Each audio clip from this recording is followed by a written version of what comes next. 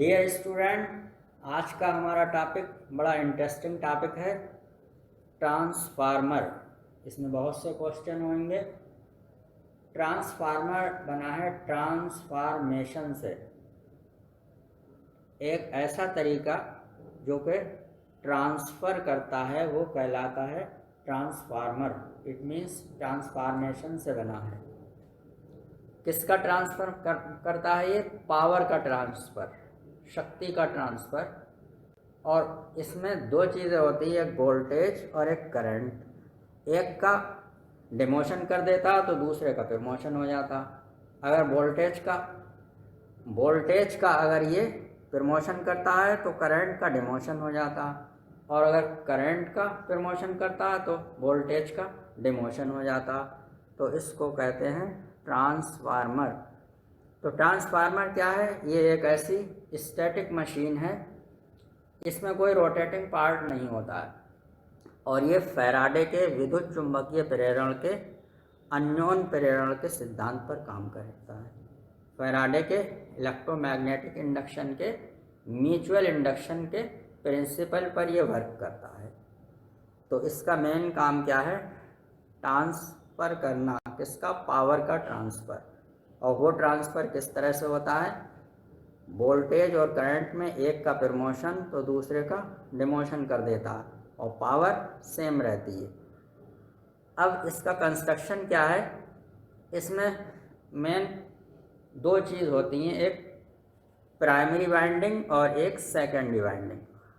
और ये दोनों वाइंडिंग जो हैं एक लैमिनेटेड आयरन कोर के ऊपर वायर लपेट कर बनाई जाती हैं। क्या चीज़? दोनों वाइंडिंग लैमिनेटेड आयरन कोर के ऊपर। लैमिनेटेड क्या है? इसको कहते हैं पटलित लौह के रोड। पत्ती के फॉर्म में ये जो है आयरन कोर जो है, इसके पीस बने हुए होते हैं, उस पर वार्निश करके एक के ऊपर एक रखकर और वायर लपेट कर बना दिया जाता है। और एक जो मेन सप्लाई से कनेक्ट होती है इनपुट से, उसको कहते हैं प्राइमरी वाइंडिंग, और जो दूसरी से कनेक्ट होती है आउटपुट, उसको कहते हैं सेकेंडरी वाइंडिंग। दोनों वाइंडिंग जो हैं एक दूसरे से मैकेनिकली कोई लिंक नहीं होता है इनका, सिर्फ इलेक्ट्रिकली लिंक होता है। अब मैं आपको इसका फिगर बनाकर और बताता हूँ कि किस तरह ये बाइंडिंग बनाई जाती है। तो हम ये भी कह सकते हैं कि ट्रांसफार्मर जो है प्रत्यावर्ती धारा के विभव को समान आवृत्ति पर बदलने के काम आता है। आवृत्ति जो फ्रीक्वेंसी है उसमें कोई चेंज नहीं होगा, और ये अल्टरनेटिंग करंट के वोल्टेज को सेम फ्रीक्वेंसी पर बदलने के काम आने वाली मशीन है। अब हम इसके कंस्ट्रक्शन के लिए बनाते हैं बाइंडिंग्स।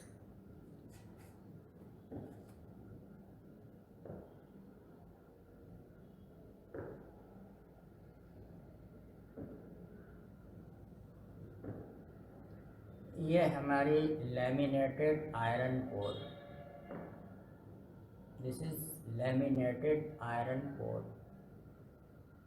ये आयरन के पतले लैमिनेटेड पीस हैं, वार्निश करके इनको इस तरह से रखा। ये प्राइमरी वाइंडिंग का क्रोड है।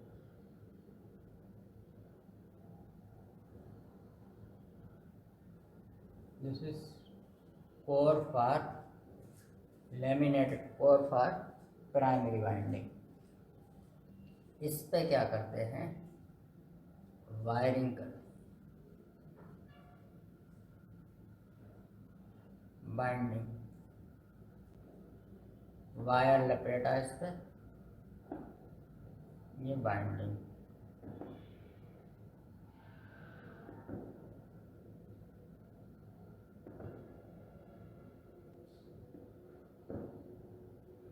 This is primary winding.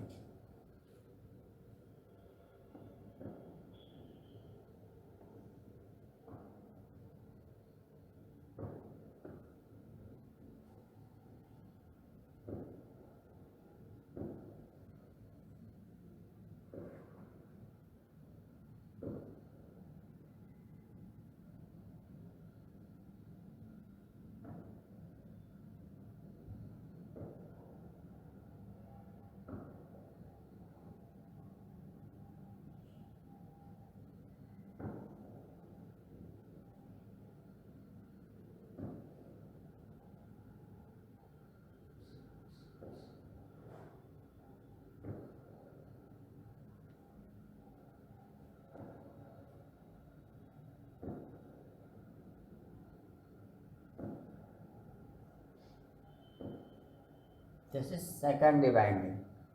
ये दोनों वाइंडिंग मैकेनिकली एक दूसरे से लिंक नहीं होती हैं। ये प्राइमरी वाइंडिंग जो है ये इनपुट सप्लाई से कनेक्ट कर दी जाती है या पावर स्टेशन से आने वाली मेन सप्लाई से। यहाँ पर जो वोल्टेज होगा उसको कहेंगे वीपी, प्राइमरी वाइंडिंग का वोल्टेज। और जब इस वोल्टेज में वेरिएशन होता है, क्योंकि अल्टरनेटिंग करंट जो है उसमें वेरिएशन होता है, कभी बढ़ती कभी घटती, और एक डेफिनेट टाइम इंटरवल के बाद फिर से वही प्रोसेस रिवाइज होने लगता है।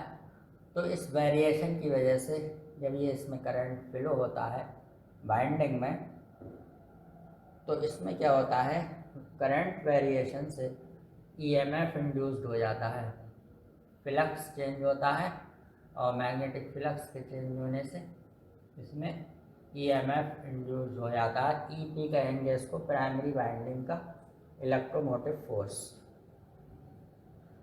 अब इससे जो वेरिएबल मैग्नेटिक फ्लक्स प्रोड्यूस होता है, परिवर्ती चुंबकीय फ्लक्स, ये डॉटेड लाइन शो करेंगी परिवर्ती चुंबकीय फ्लक्स।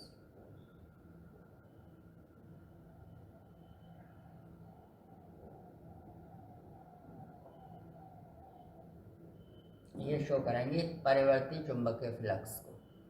ये सेकेंडरी वाइंडिंग जो है उसके टर्मिनल है, सेकेंडरी वाइंडिंग। यहाँ पर जो आउटपुट वोल्टेज होगा उसको कहेंगे वीएस, सेकेंडरी वाइंडिंग का voltage VS.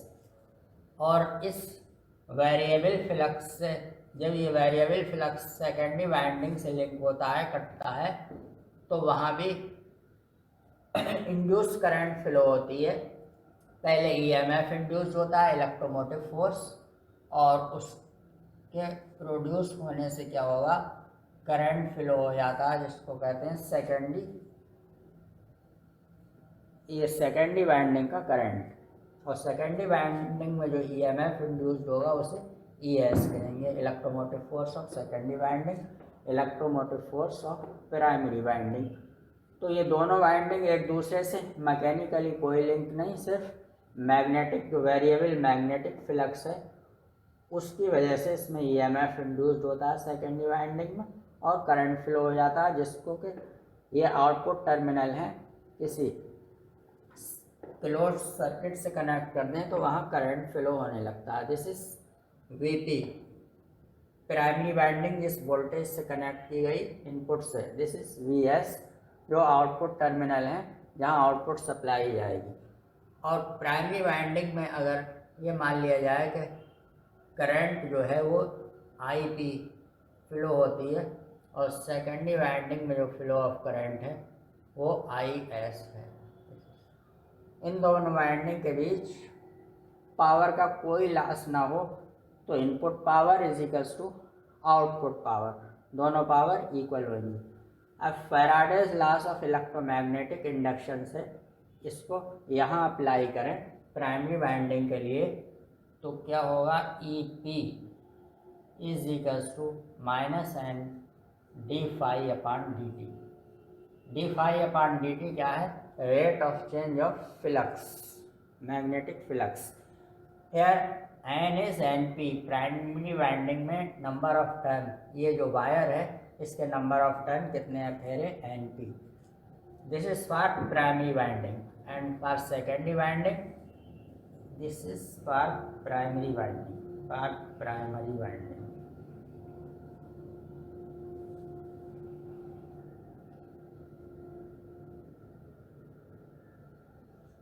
And for secondary winding,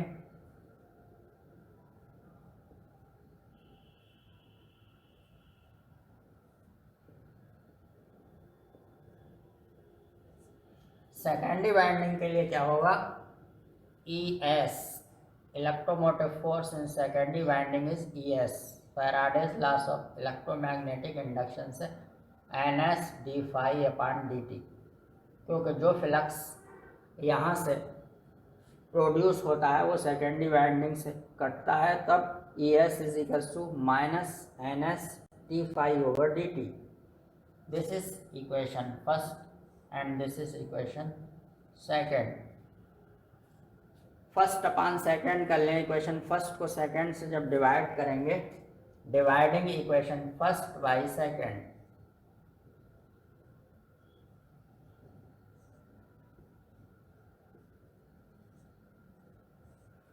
तब हमको मिलेगा E P upon E S is equals to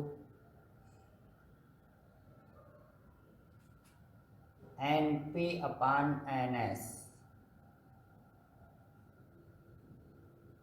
क्योंकि minus D phi over D T दोनों में कैंसिल कट जाएगा, तो प्राइमरी वाइंडिंग का ईएमएफ अपान सेकेंडरी वाइंडिंग का EMF is equal to primary winding का number of turn upon secondary winding का number of turn.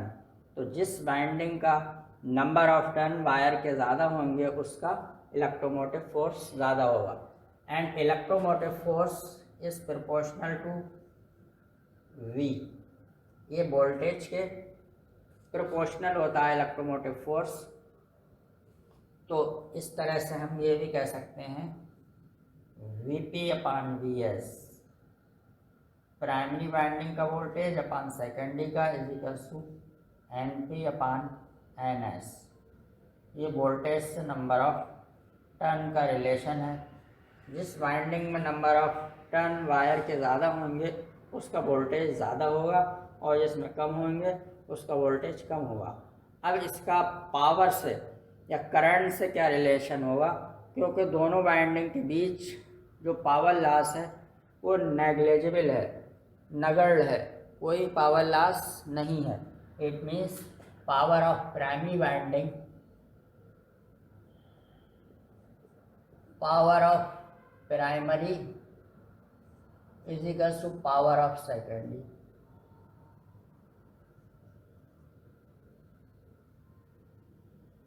Primary winding की power is equal to secondary की पावर, और पावर होती है P is equal to V I, voltage into current. It means power of primary winding V P into I P is equal to power of secondary winding V S into I S. It means V P upon V S is equal to I S upon I P. यहाँ से हमें ये पता चलता है कि primary winding का current voltage upon secondary winding का voltage is equal to secondary winding का करंट अपान प्राइमरी वाइंडिंग का करंट। इट मीन्स ये क्या है, यहाँ V is proportional to 1 upon I। It means जिस वाइंडिंग का वोल्टेज ज़्यादा होगा उस वाइंडिंग का करंट कम होगा। यहाँ से ही P is equal to V I, it means power same है, V is proportional to 1 upon I, और V is inversely proportional to I। Current voltage के इन्वर्सली प्रोपोर्शनल है। अब यहाँ पर V P upon V S किसके है, equal N P upon N S. Therefore I S upon I P is equals to N P upon N S. It means जिस winding में number of turn ज़्यादा होंगे, wire के number of turn ज़्यादा होंगे, वहाँ पर करंट क्या होगा, कम होगा, क्योंकि inversely proportional to number of turn के है current. It means I is inversely proportional to N. जिस वाइंडिंग में वायर के टर्न ज़्यादा होंगे वहाँ करंट कम होगा, और जहाँ वायर के टर्न कम होंगे वहाँ करंट ज़्यादा होगा। ये रिलेशनशिप ईएमएफ और नंबर ऑफ टर्न के बीच, ये वोल्टेज और नंबर ऑफ टर्न के बीच, और ये current of and number of turn in wire के बीच ये रिलेशन है। तो इस तरह से हम इसमें अगर कोई अननोन है को तो हम उसको फाइंड आउट कर सकते हैं इस तरह से, इन इक्वेशंस का यूज़ करके, फार्मूलाज का यूज़ करके। Types of transformer on the basis of work, कार्य के आधार पर ट्रांसफार्मर कितने तरह के होंगे। First one is step down transformer. Step down transformer वो होगा जो कि हाई वोल्टेज की लो करंट को लो वोल्टेज के हाई करंट में कन्वर्ट करेगा। मीन्स जो ट्रांसफार्मर उच्च वोल्टेज की निम्न धारा को निम्न वोल्टेज की उच्च धारा में कन्वर्ट करेगा, उसका नाम होगा स्टेप डाउन ट्रांसफार्मर। और दूसरा ट्रांसफार्मर जो लो वोल्टेज के हाई करंट को हाई वोल्टेज के लो करंट में कन्वर्ट करेगा, उसका नाम होगा स्टेप अप ट्रांसफार्मर। मीन्स वो ट्रांसफार्मर जो वोल्टेज को बढ़ाएगा सेकेंडरी वाइंडिंग में और करंट को कम करेगा, वो कहलाएगा स्टेप अप ट्रांसफार्मर। और वो ट्रांसफार्मर जो सेकेंडरी वाइंडिंग में वोल्टेज को कम करेगा और करंट को बढ़ाएगा, वो कहलाएगा स्टेप डाउन ट्रांसफार्मर। तो स्टेप डाउन ट्रांसफार्मर जो है, उसकी स्टेप डाउन ट्रांसफार्मर की प्राइमरी वाइंडिंग में नंबर ऑफ टर्न ज़्यादा होंगे और सेकेंडरी वाइंडिंग में नंबर ऑफ टर्न कम होंगे। और स्टेप अप ट्रांसफार्मर की प्राइमरी वाइंडिंग में नंबर ऑफ टर्न कम होंगे और सेकेंडरी वाइंडिंग में नंबर ऑफ टर्न ज़्यादा होंगे। इस चीज़ को आप लोग अच्छी तरह से याद रखें। और ये टॉपिक ट्रांसफार्मर का लगभग ख़त्म हो चुका है, और एक यूटिलाइजेशन ऑफ ट्रांसफार्मर है, वो भी आप लोगों को मैं कल बताऊंगा। Thank you very much.